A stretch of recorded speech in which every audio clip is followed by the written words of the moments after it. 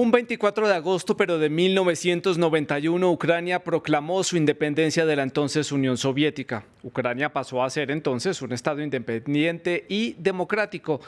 El 24 de agosto, pero del 2022, Ucrania conmemora su independencia con discretos actos como los que ustedes ven en sus imágenes. Pero también se cumplen 6 meses del inicio de la invasión de Rusia a Ucrania. Esta guerra, que estaba aparentemente incipiente desde el 2014, ahora se muestra estancada y con la amenaza de extenderse en el tiempo. Desde primera hora de la mañana, el presidente ucraniano Volodymyr Zelensky se dirigió a la nación en medio del temor de nuevos ataques rusos. Advirtió que su país no iniciará negociaciones teniendo miedo entre la población. ¿Qué es para nosotros el fin de la guerra? Solíamos decir paz, ahora decimos victoria. No buscaremos un entendimiento mutuo con un terrorista, aunque entendemos el idioma ruso que vinieron a defender, mientras mataban a miles de personas que vinieron a liberar. 6 meses después del inicio de la invasión, podemos hacer un balance de lo que deja este conflicto. En sus pantallas pueden ver el territorio ucraniano. En color amarillo vemos las regiones de Donetsk y Lugansk, que desde el 2014 estaban en manos de separatistas prorrusos. Tras el inicio de la invasión, la ocupación de estas dos regiones se ha ido extendiendo. Hoy Rusia ya controla prácticamente toda la región del Donbass, que es conformada por Donetsk y Lugansk, que ustedes lo ven en color anaranjado. También en color amarillo vemos la península de Crimea, un poco más al sur, que fue anexada a Rusia en el 2014 y que es un hecho que no tiene reconocimiento internacional.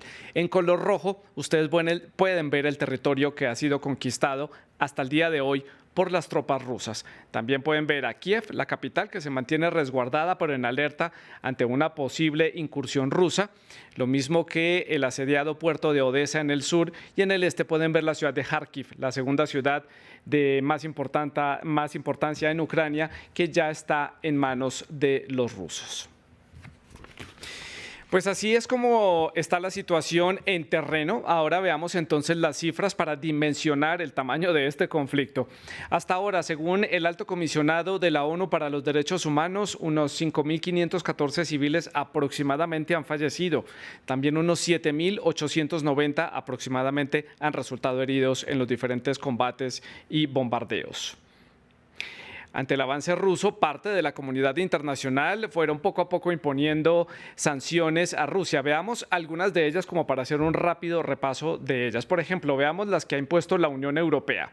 Impuso sanciones a cerca de 100 entidades rusas, a 1.200 personas de nacionalidad rusa, 351 personas que eran integrantes o son integrantes del Parlamento ruso. A 30 reconocidos oligarcas rusos también le fueron impuestas algunas sanciones. También impuso restricciones al acceso de los rusos a las vías terrestres, al espacio aéreo y también a los puertos marítimos de la Unión Europea. Suspendió la emisión de varios medios de comunicación, entre ellos RT y Sputnik, principalmente en el continente europeo, y bueno, también lo evidenciamos aquí en América Latina. Asimismo, restringió o suspendió la importación de oro, hierro, petróleo y gas. En el ámbito financiero, suspendió las transacciones financieras y Rusia fue excluida del sistema SWIFT.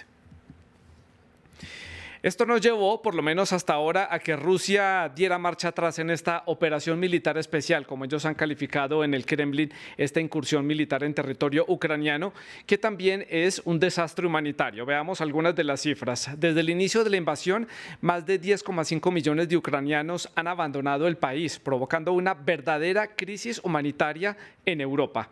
De ese 10,5 millones de los que abandonaron el país, unos 6 millones son hoy en día refugiados, ya tienen el estatus de refugiado en alguno de los países a los que han llegado. La mayoría de ellos llegaron a Polonia, allí llegaron cerca de 1,2 millones, Alemania también recibió cerca de 1 millón de ucranianos, otros han llegado a Hungría, Eslovaquia, Rumanía, Moldavia, que son países vecinos, Turquía, Italia, España, Portugal, y otros han ido un poco más allá, han llegado hasta Estados Unidos a través de la frontera con México, han llegado también a Canadá, incluso hasta Israel. Bueno, pues muy bien, esto es a grandes rasgos lo que deja hasta ahora esta guerra en Ucrania, cuando ya se cumplen 6 meses del inicio de la invasión por parte de las tropas rusas, tema que entonces analizamos hoy en el debate de France 24.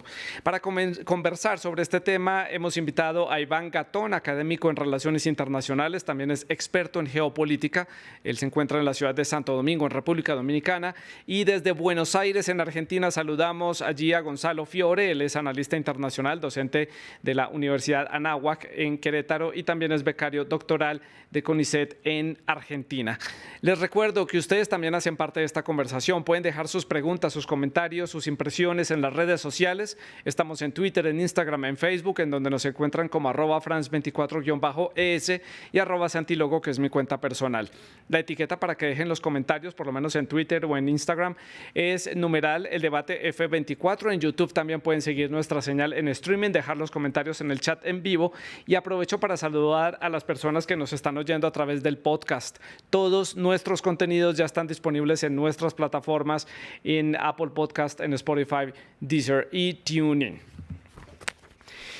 Bueno, pues tenemos muchos temas para analizar el día de hoy. Comienzo entonces dándole la bienvenida a Iván en la ciudad de Santo Domingo. Iván, gracias por acompañarnos. Punto de partida para esta discusión, su balance de lo que dejan estos 6 meses de invasión de Rusia al territorio ucraniano, como para tener una perspectiva general de su opinión antes de empezar a profundizar en los diferentes temas. El balance para mí es que estamos en el inicio de una nueva etapa geopolítica de la especie humana, lo que vendría a ser, como llamaría Immanuel Wallerstein, en esa evolución cíclica de los periodos hegemónicos, y donde la guerra en Ucrania muestra cómo hemos llegado a un punto en el cual los seres humanos volvemos a perder un espacio donde tener la paz como un referente y la mejor convivencia de los seres humanos. Es una guerra que la está perdiendo la humanidad en su conjunto.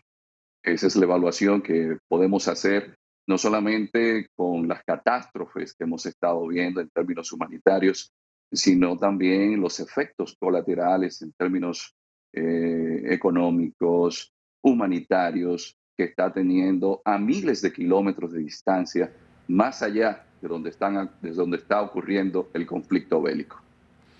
Gonzalo, le doy la bienvenida. Usted se encuentra en la ciudad de Buenos Aires. Gracias por acompañarnos. Punto de partida, también la misma pregunta. Su balance de estos 6 meses de invasión del territorio ucraniano por parte de las tropas rusas, pero un conflicto que venía abierto por lo menos desde el año 2014. Así es. Bueno, antes que nada, muchas gracias por invitarme al programa y compartir el espacio con el colega de República Dominicana.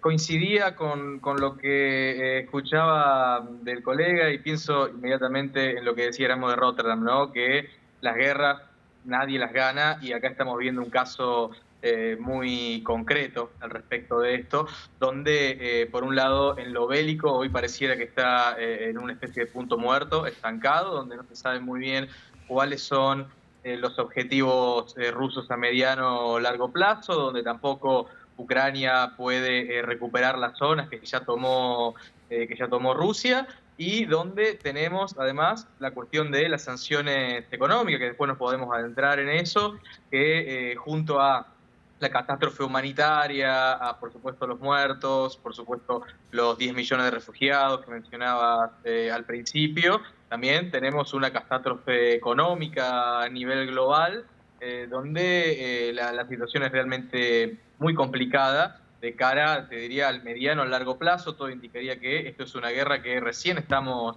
comenzando, y también coincido con el colega respecto de que estamos viendo claramente hoy un paso de la gravitación del poder global de Occidente a la otra región, ¿no? De Oriente, sobre todo.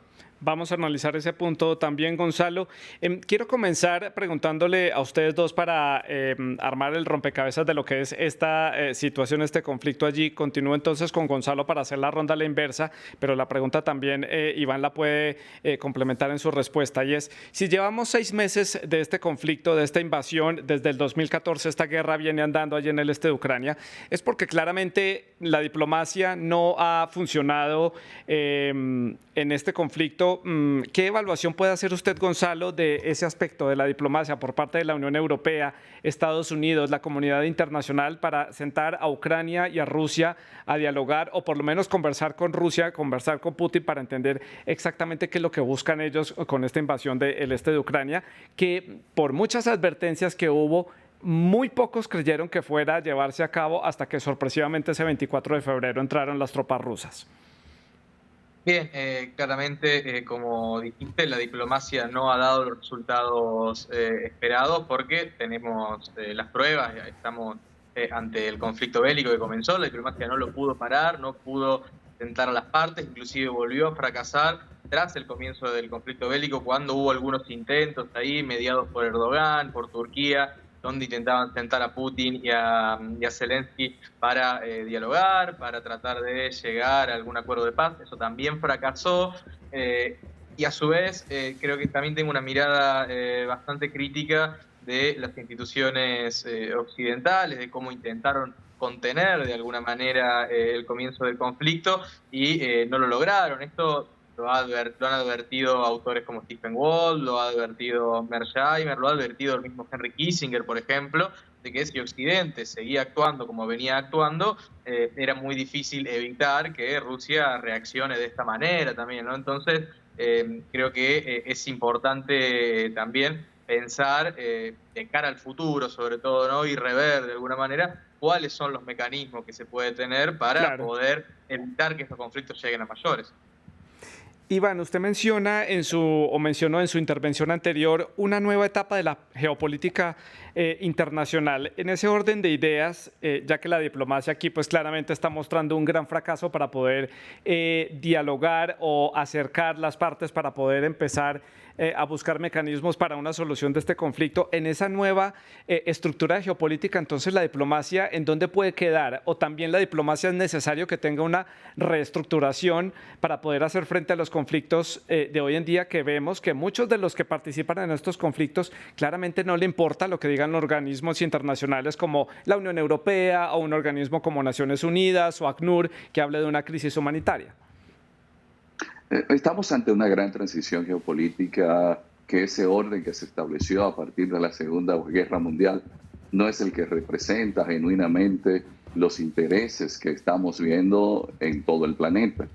Por eso hay que ver que hay incidencia de parte tanto de Rusia, de China, como de Turquía, como de la India, que geopolíticamente hablando, ¿cómo podemos tener una gran influencia en un organismo como Naciones Unidas si estos actores se alinean más allá de lo que se ha establecido como un orden internacional que fue diseñado por dos potencias, que una de ellas la heredó la Federación Rusa y otra que evidentemente, como es China, tiene una gran incidencia económica y política, y por otro lado, la India, que toma distancia y aprovecha la situación para tener una mayor incidencia, y una Turquía que está en la OTAN, pero no está en la Unión Europea, que tiene problemas con los kurdos, pero que tiene un acercamiento con Rusia, pero que al mismo tiempo tiene acercamiento con Irán.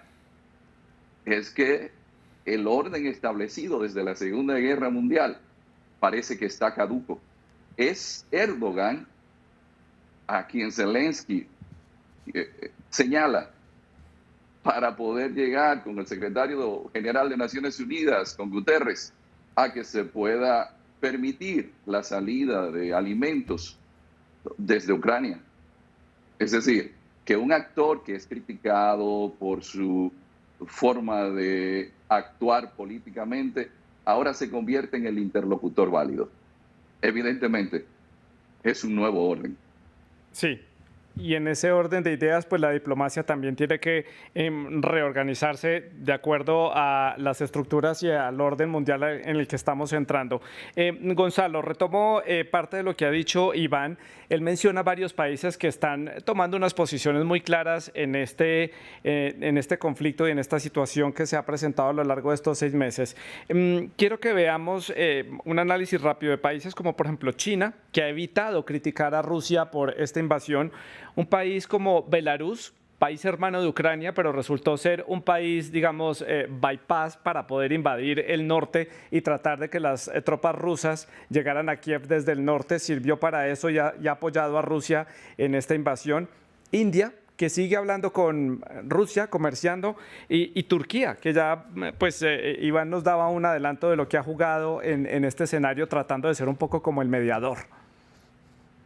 Sí, es muy interesante lo que decía Iván y comparto que claramente hoy estamos ante un cambio real y profundo que lo vamos a poder ver recién, creo, a mediano plazo. Estos procesos llevan tiempo y no se puede poner un corte temporal específico, sino que hay que ver cómo se desarrollan los acontecimientos, pero que estamos viendo una transformación de la gravitación del poder global hacia otra región, ¿no? Hoy estamos viendo una nueva etapa, creo, del multipolarismo. Hoy estamos viendo una etapa diferente, donde países emergentes, como nombraron India, por supuesto China, Turquía, están teniendo otro rol, y además tampoco hay que dejar de lado que a su vez están dando otros conflictos paralelos.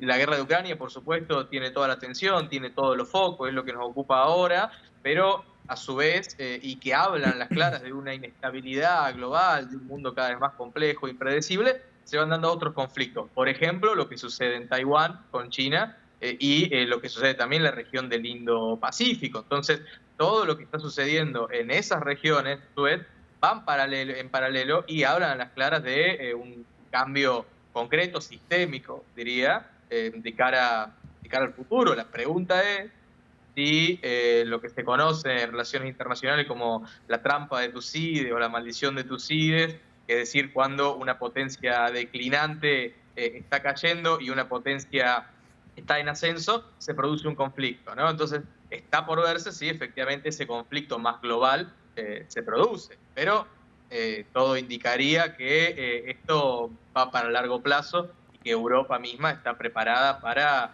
conflicto a largo plazo, ya sea tanto entre Ucrania y Rusia como con terceros estados. Iván, estamos haciendo este programa justamente por el marco de estos 6 meses que ha durado hasta ahora este conflicto. Desde el mundo occidental, los análisis y los reportes que llegan a través de los medios de comunicación es que esta es una guerra que se está volviendo una guerra muy lenta, que en cierta forma está estancada. ¿Qué tanto tiene esto de estrategia por parte de Rusia para hacer una estrategia, digamos, de agotamiento? Y tal vez lo que está sorprendiendo es que Rusia parece que tiene toda la paciencia del mundo para continuar con este conflicto abierto y no tiene prisa por terminarlo rápido o darle un fin abrupto pese a las sanciones internacionales. ¿Qué piensa usted? Hay un elemento que quizás estamos pasando por alto y que lo advertía el propio Kissinger, Mearsheimer. Ante el realismo político, evidentemente Ucrania militarmente no le va a ganar a Rusia. Y sin el apoyo de la OTAN y de Occidente, Ucrania no podría aguantar la embestida rusa, a pesar del buen ejército que Ucrania tiene. Rusia está contando con el apoyo de actores importantes del mundo contemporáneo, como es China y Rusia.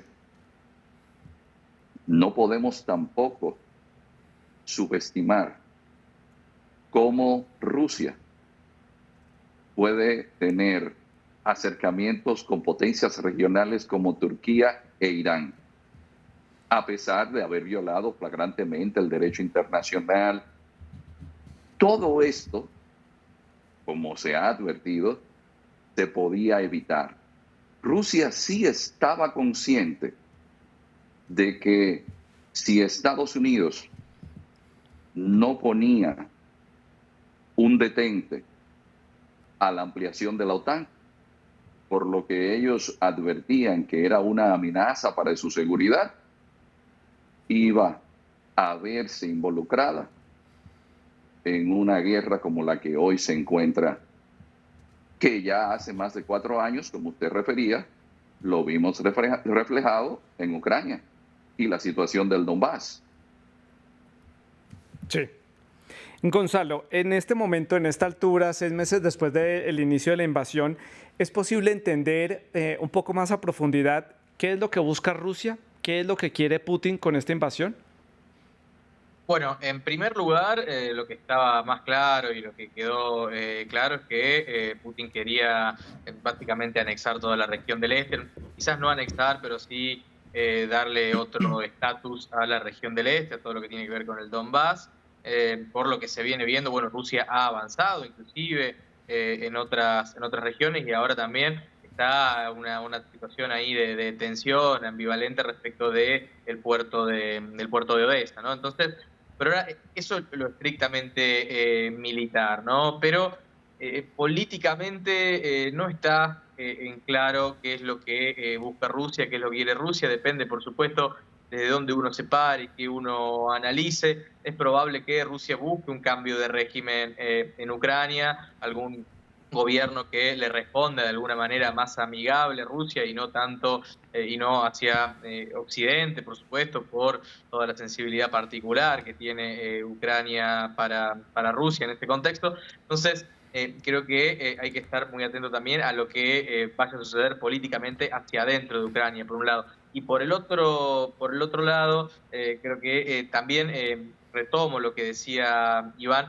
está claro que Ucrania sin el apoyo de Occidente y sin el apoyo de la OTAN no puede resistir contra el poderío militar ruso, y también que Rusia, al ser una operación militar especial y no una guerra técnicamente hablando, puede parecer un tecnicismo, pero tiene ahí algunas particularidades importantes que atender, tampoco está poniendo absolutamente todo el ejército, todo el poderío bélico sobre el terreno, ¿no? Y el mismo Putin lo dijo, Rusia puede esperar, puede aguantar, Europa también se está preparando para un conflicto largo. Putin hace algunos meses hizo un paralelismo con Pedro el Grande, que tuvo 21 años en guerra, ¿no? Entonces, como diciendo, bueno, Rusia puede esperar, puede aguantar, y por eso también respondiendo a lo que hablabas antes, no parece tener ningún apuro para ponerle un fin abrupto a la guerra. Iván, y como están las cosas en este momento y entendiendo un poco la dinámica de las situaciones que se han presentado en estos 6 meses, resulta muy paradójico ver que Putin inició, según declaraciones del Kremlin, esta invasión precisamente por esa expansión constante de la OTAN desde los años 90, que era un reclamo que hacía Moscú constantemente a esta organización. Pero ahora el escenario es aún más paradójico. La OTAN se extendió hasta las mismas fronteras de Rusia, con la incorporación de Suecia y Finlandia y con la llegada de aún más efectivos y más equipo militar a países como Estonia, Letonia y Lituania. Es decir, la OTAN ya llegó al mismo punto de la frontera rusa. ¿Cómo evalúa usted y qué análisis hace de lo que ha hecho la OTAN, que muchos esperaban que los ejércitos de la OTAN entraran al territorio ucraniano y no ha sido así? Hay una realidad, y es que Putin lo que hizo fue que la OTAN se ampliara aún más. Pero quizás un elemento que desde Occidente pasamos por alto y que de una manera u otra nos permite poder entender mejor la mentalidad rusa, es que siempre Rusia ha sido invadida y siempre ha tenido sus temores. Y en el momento en el cual la OTAN comienza a ampliarse, teniendo una buena relación con Rusia, porque no olvidemos la famosa reunión de seguridad que se llevó a cabo en Berlín cuando Putin era el primer ministro y Medvedev era el presidente de Rusia, donde Putin se quejaba de que cuál era la necesidad de la ampliación de la OTAN, cuando la propia Rusia, la Federación Rusa, había mostrado interés en estar cercana a Occidente. Entonces, la geopolítica demuestra que cuando usted no está en un almuerzo en la mesa es porque usted es parte del menú. No es simple paranoia de parte de los rusos el tema de la OTAN.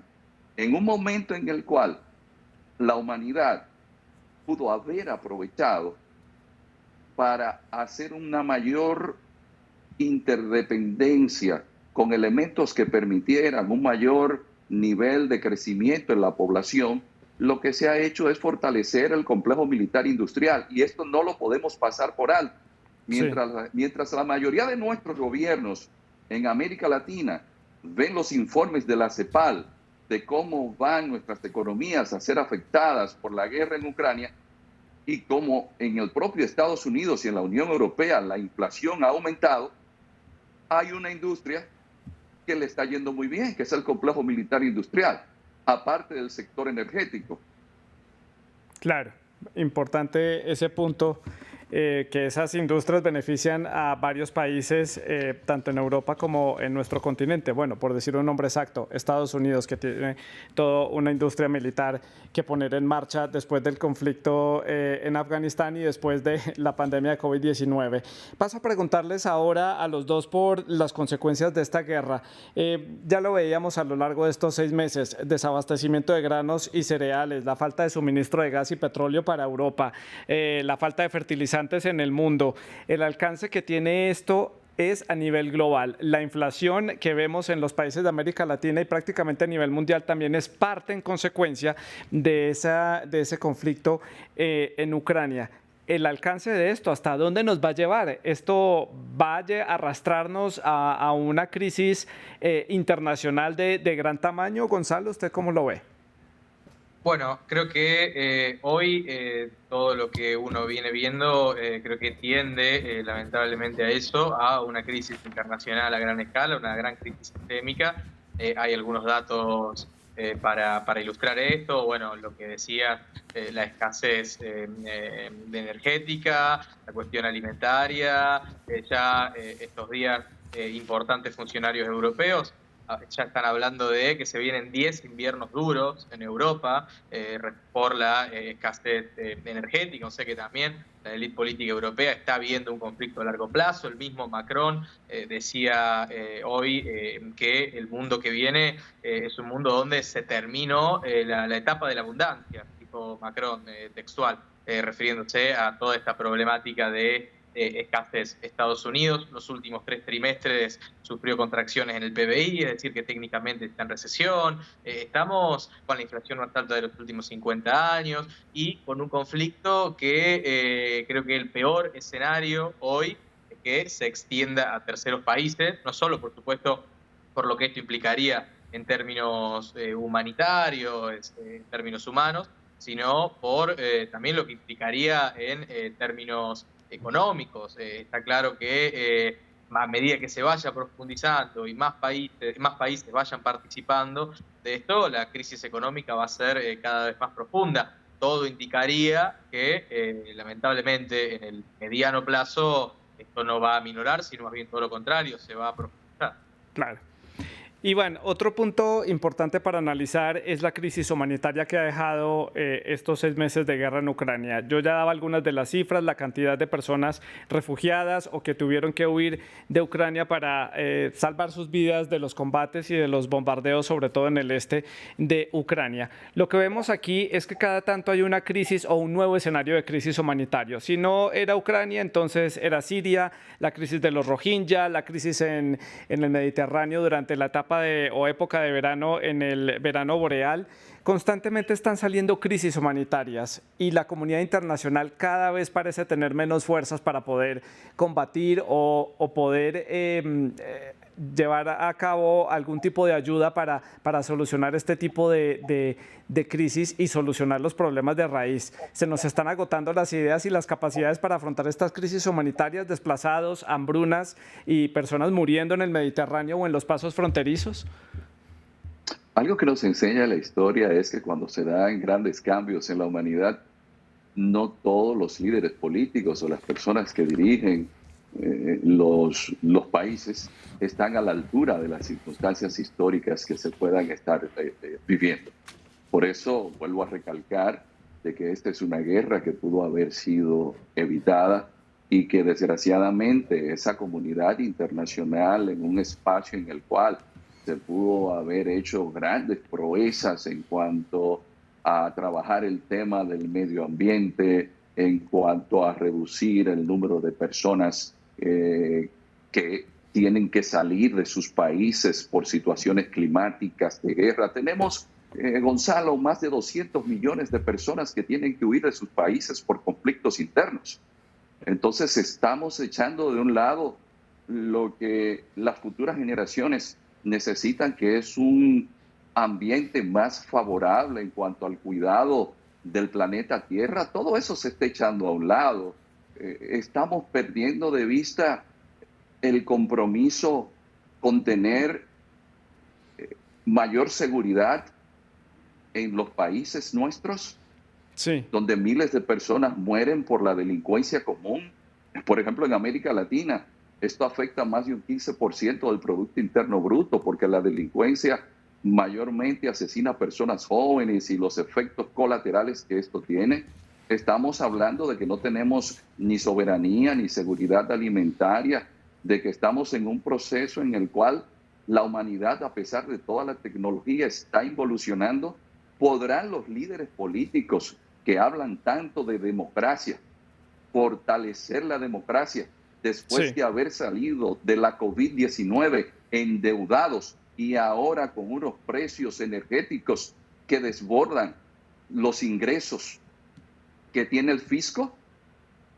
¿Podemos nosotros contribuir a la democracia en una situación como esta, que no importa el presidente que llegue al poder, podrá resolver las urgencias que esta guerra nos ha presentado?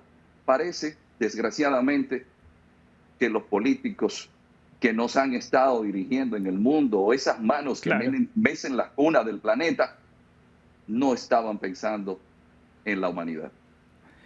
Parece que así es el escenario. Iván, Gonzalo, esto también ha servido para afianzar precisamente discursos políticos, sobre todo desde el lado de Moscú y también desde Kiev, desde el gobierno ucraniano. ¿Qué análisis puede uno hacer de ese discurso de Rusia? ¿Encontró un nuevo enemigo para ponerlo en el escenario internacional? Y también para Ucrania, en cierta forma, como que sirvió para afianzar un poco más ese sentimiento, esa identidad de nación que a Ucrania le ha costado tanto construir en estas 3 décadas de nación independiente, siendo eslava, pero también muy permeada por Rusia. Ya lo veíamos, todo el tema de lingüístico, la mitad del país no habla ni siquiera ucraniano. ¿Qué se puede decir sobre estos discursos políticos? Sí, sin ninguna duda, es un tema muy interesante para tener en cuenta a la hora del análisis. A Rusia también le ha servido de manera muy concreta para también afianzar cierta identidad nacional y cierto orgullo nacional, que para entender a Putin también y para entender el liderazgo de Putin hay que entender lo que sucedió durante la década de los 90 con Boris Yeltsin, tras la desintegración de la Unión Soviética, todo el caos, todo el desorden que hubo, la gran desigualdad, el surgimiento de las mafias, también de los oligarcas, etcétera, etcétera. Entonces, el conflicto con la guerra con Ucrania a Rusia le sirve para eso, y no solo para poner enemigo a Ucrania, sino básicamente un enemigo que es todo Occidente, ¿no? Y esto se refuerza también cuando uno ve las sanciones que van más allá del gobierno ruso, inclusive afectan a ciudadanos rusos de a pie, que no tienen nada que ver quizás con su gobierno, inclusive quizás algunos pueden ser disidentes, pero se les prohíbe viajar, se les prohíbe ser turistas en algunos países, o por lo menos algunos pedidos van en este sentido. Entonces eso hace que se refuerce cierto sentimiento nacionalista. Y algo similar pasa en Ucrania, viendo por supuesto a Rusia como enemigo y yéndose más hacia el lado occidental, ¿no? En una profundización de lo que sucedió durante lo que fue el Euromaidán, donde los jóvenes más pro-occidentales empezaron a exigir reformas, empezaron a pedir cambios políticos concretos en su país. Esto lo estamos viendo hoy y está claro que en lo que respecta a soft power, en términos de Joseph Nye, a poder blando, ¿no? Respecto de, sobre todo por lo menos en Occidente, Ucrania lleva claramente la delantera en este sentido porque cuenta con el apoyo de los principales países occidentales y también los principales medios. Un ejemplo de esto fue, por ejemplo, sesión de fotos de Zelensky y su esposa para la revista de moda Vogue hace Claro. una semana, que fue muy sonado, ¿no? Sí, y la visita de presidentes y dignatarios internacionales que han llegado a Kiev para respaldar el rumbo que le ha dado Zelensky a este conflicto desde Kiev. Me queda un minuto para finalizar el programa. Rápidamente la conclusión, Iván, de cómo ve usted lo que se viene para los siguientes meses, que es justamente el invierno, sin gas y sin petróleo ruso en Europa. Hay un elemento que debemos tomar en cuenta en América Latina, y es cómo estos países que dependen del turismo, como es el caso de los países que estamos en la zona del Caribe, si la locomotora de la Unión Europea, que es Alemania, se ve obligada a cerrar empresas, ¿qué va a suceder con esos turistas que vienen a nuestros países? ¿Cuáles son los efectos colaterales que esta situación va a presentar? Evidentemente que la guerra de Ucrania nos muestra un panorama caótico y sobre todo angustiante, Claro. porque no vemos luz al final del túnel. No hay una solución militar para esta guerra, es política. Pues a Gonzalo y a Iván les agradezco por este análisis para la audiencia de France 24. 6 meses, esta historia continúa, la seguiremos analizando aquí en el debate de France 24, por supuesto. A ustedes muchas gracias por la sintonía, pueden seguir dejando todos sus comentarios en las redes sociales.